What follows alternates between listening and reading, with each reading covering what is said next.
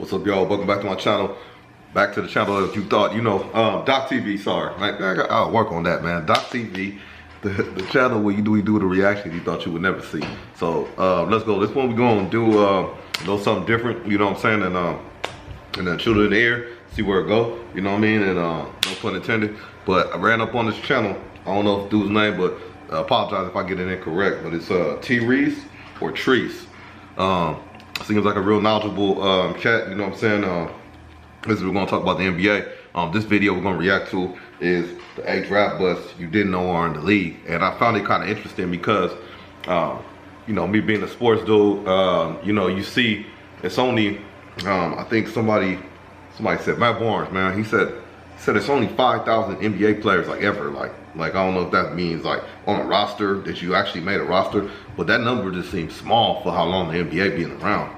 But that's crazy though. That's less than 1% of the population, bro. Like way less. So to get even to the league or professional status, man, that's an accomplishment. Any kind of pro league, whether it's the G League, NBA, overseas, it's an accomplishment, man. You know what I'm saying? So shout out to them. I don't like to call them busts, but that's what they call them. And sometimes you just might not feel your full potential, and then sometimes you just ain't got that right opportunity or shot. But some people just don't put that work in at all. Like they just not at all. Like hey, my talent will carry me. Nah, man. You can check out some Kobe videos or something, man. Talent ain't gonna carry you the entire way. You know what I'm saying? You got to put that work in. You know what I mean? So anyway, let's get into this video, man. It's kind of lengthy. We might do the whole thing. We might do some. I'm gonna try not to stop through all of them. You know what I'm saying? But anyway, TREESE, whichever one. Check him out on YouTube. It's TREESE, and this is video 8 draft bust. Let's go.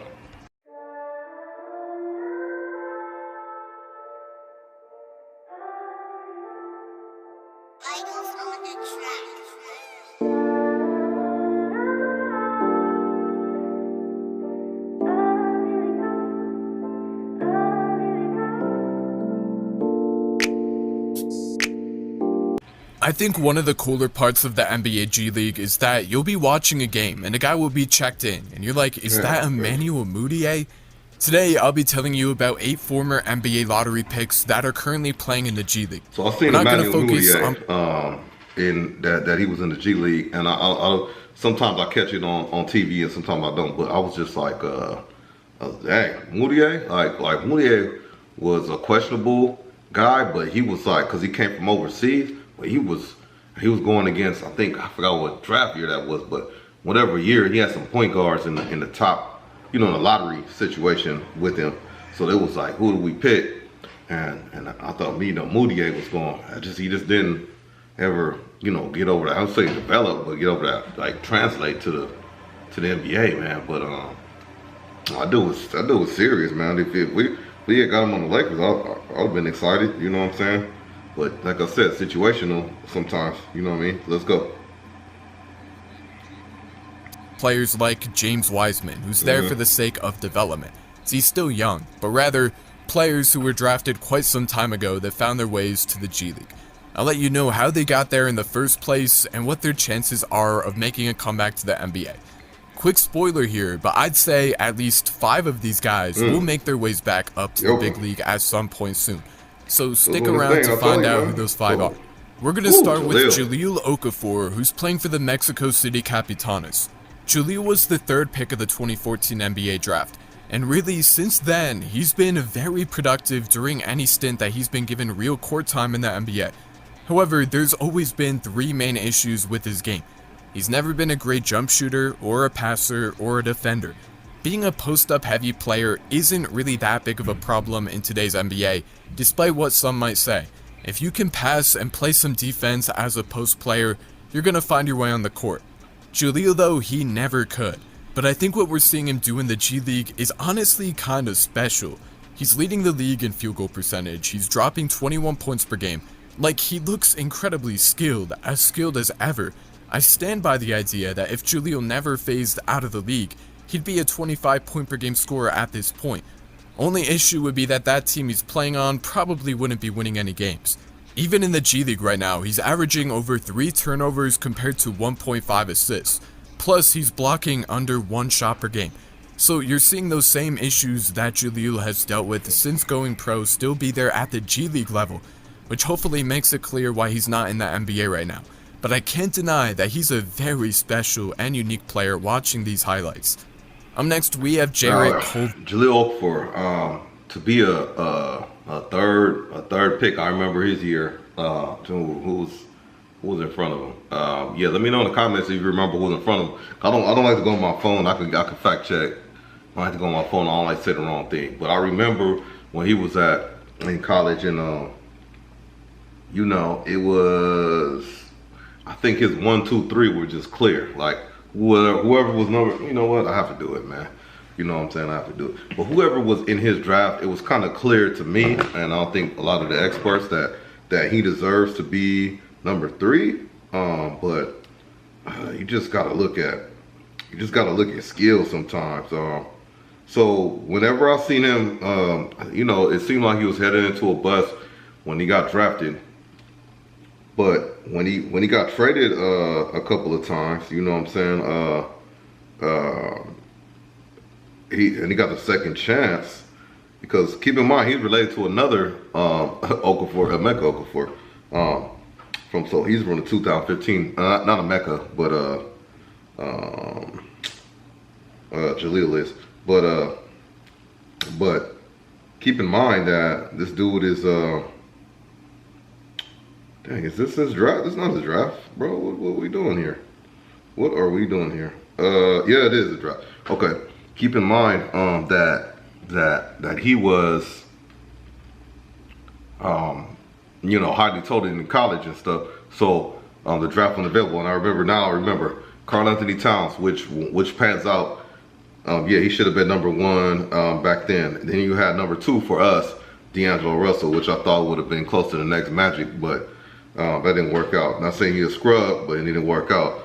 Jahlil Okafor went 3rd, and then to the Philadelphia 76ers, and then right after that, which was like, you don't know if you want to flip flop, but look at Jokic, look at Don, Luka Don, you know what I'm saying? Look at all those cats. You got Kristaps Porzingis, who did good in New York, bro. He did good in New York. He just got traded because they were going somewhere else. And then you have, I'm just gonna name a couple. Oh, look, Mario Henza, who? Like, I don't know who that is. From Croatia. Willie CauleyStein, another guy from Duke, I believe. No, Kentucky. I'm sorry, Kentucky. And Okafor's from Duke. Emmanuel Mondier, number 7, right after him, going to the Denver Nuggets. And then Stanley Johnson. Frank Kaminsky, who? And then Justice Winslow rounds off the 10. And then there's at least, I'm gonna move on. But in the 11th or the 11th spot, Miles Turner, serviceable, man, on the trading block, but that dude's in the league and is effective. Trey Lyles, not sure what he's doing right now, but took a chance. Devin Booker, right after that, 13. Cameron Payne, 14. So, man, you never know. You never know with these things. But anyway, let's go. Let's check out some of this list. I know I probably can't get through all of them. Let's go. Only 3 years ago in 2019, Jarrett Culver was the number 6 draft pick to the Timberwolves. His career in Minnesota lasted about 1.5 years. He's had a stint with Memphis since then, and he's now a member of the Atlanta Hawks, where he signed a 2-way contract with the team. Culver is honestly just a 3-ball away from making the league, but the shot for him, it doesn't look too promising. That, and he's a career 51% free throw shooter. But if he ever gets it down, he'll be a heck of an NBA player due to his defensive ability. Interestingly, the Hawks have been playing him quite a bit this season, probably to make use of his defense. I couldn't imagine another reason. He's only played 4 games in the G League this year, He's been pretty solid, scoring about 20 a night, but it won't be until he starts knocking down his threes when he'll get a legit chance of making it to the NBA. Next, let's talk about Emmanuel Mudiay of the Iowa I remember Wolves. that name before, but I don't know. I remember watching this game in college or wherever it came from. I don't remember. So I don't know. Good for him though. You know that if he's going to G League, bouncing back to the pros. But let's go, Emmanuel Mudiay. Here we go. Mudiay was the 7th pick to the Nuggets in the 2015 draft. What was always a bit strange about Mudiay is that when he was on, he could play like a star, but he was always a little bit too inconsistent. His low basketball IQ made him stagnate as a player. He couldn't see the court, and he never had the awareness that players of his talent level often do. He did have one pretty good stint with New York in 2019, but since then, he's been struggling to find an NBA home. He's now playing in the G League where, in 14 games in Iowa, he's playing pretty decent basketball, even making 50% of his shots. I think if he continues to play at this level and proves that he can get his shots to fall consistently and play make for his team, he'll get a shot as a 2nd or 3rd string point guard for some NBA roster out there. Up next, we have... Oh man, commercials, man. What's going on here? Commercials. Hey, so... Up next, we have Stanley... Emmanuel Mudiay, yeah, like I said, man, like a big talk about him, man. And you could actually see the Duke and hoop, but it's like basketball is situational, is where you need to be, spots and seeing the court and things like that. That me and you that's not on the court and that coaching won't see like right away. You know what I mean? So it's another one. But I'm glad he seems like he's doing all right in the G League. You know, I saw some commentary about him and he says he enjoys it. I mean, it's a promo for the G League, but seems like he's enjoying it, man. You know, just being around the NBA. Let's go. Johnson of the Sioux Falls Skyforce. Stanley was picked right after Mudiay in 2018 at number 8 to the Pistons. Stanley Johnson, I think, was from Arizona, man. He was serious. I thought he was really. I think of that LA dude too. I thought he was gonna really, you know, he's gonna be like some kind of dog. You know what I'm saying? Just like Brandon Jennings, dog. But I don't know. It just somehow phased out. I don't know. Let's go.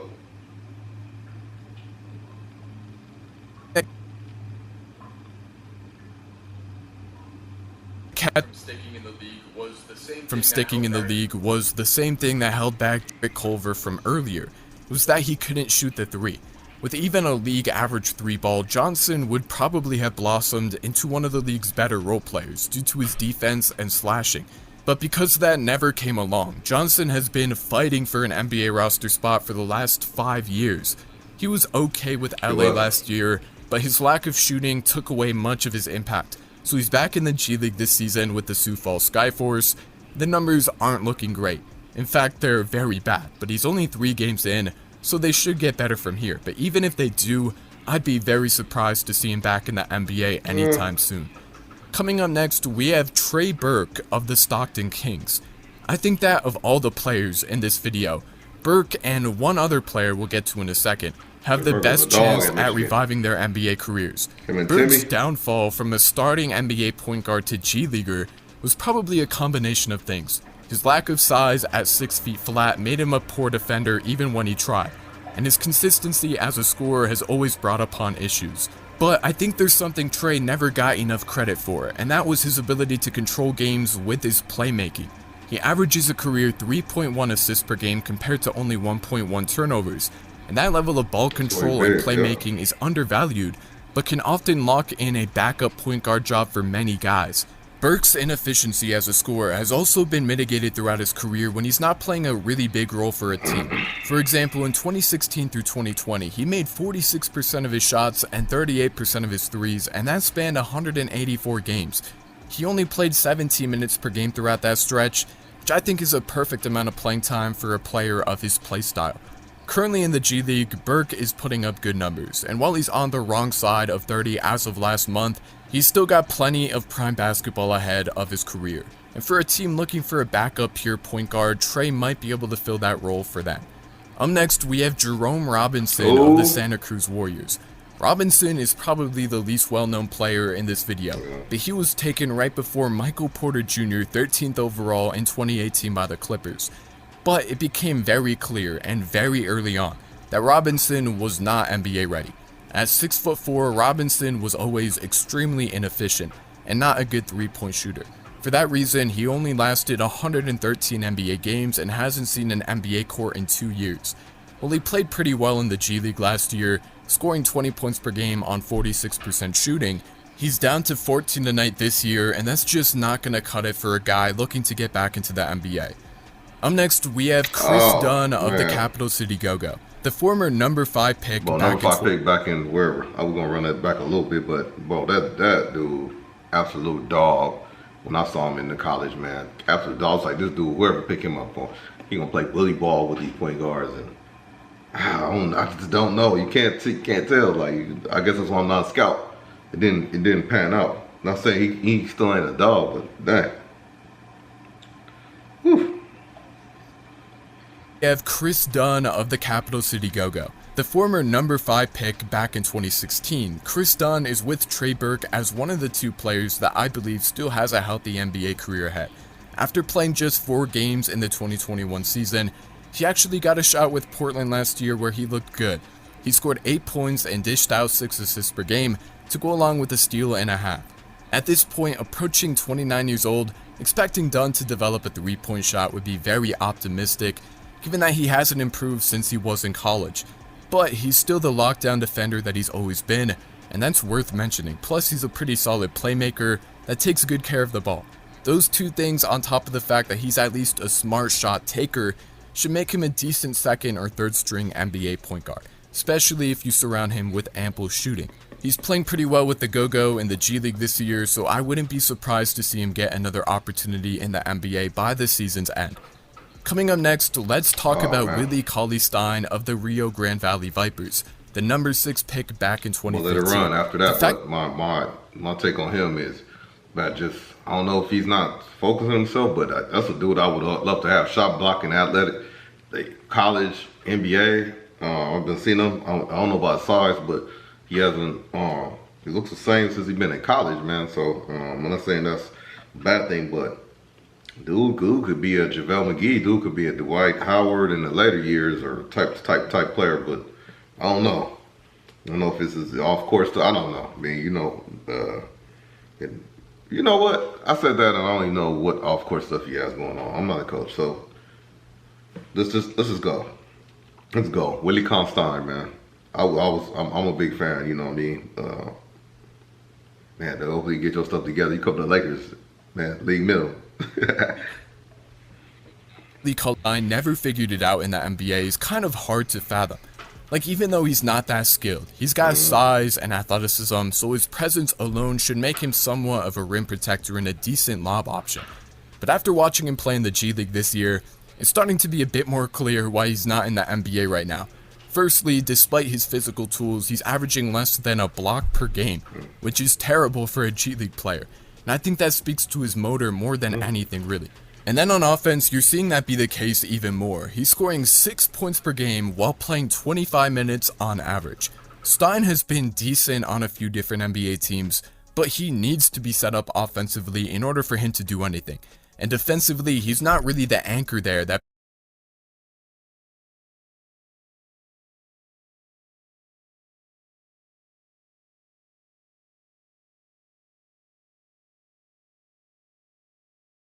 people were expecting out of him when he came out of college, because he just doesn't look too interested on that end.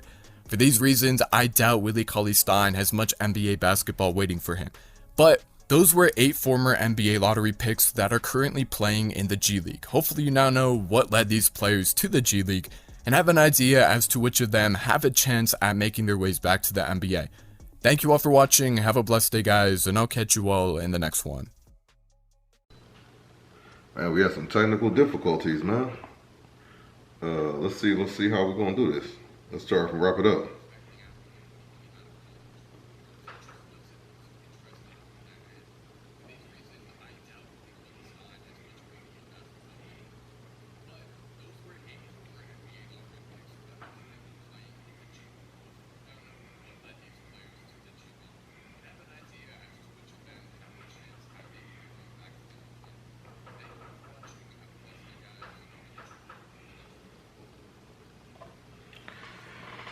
here we go.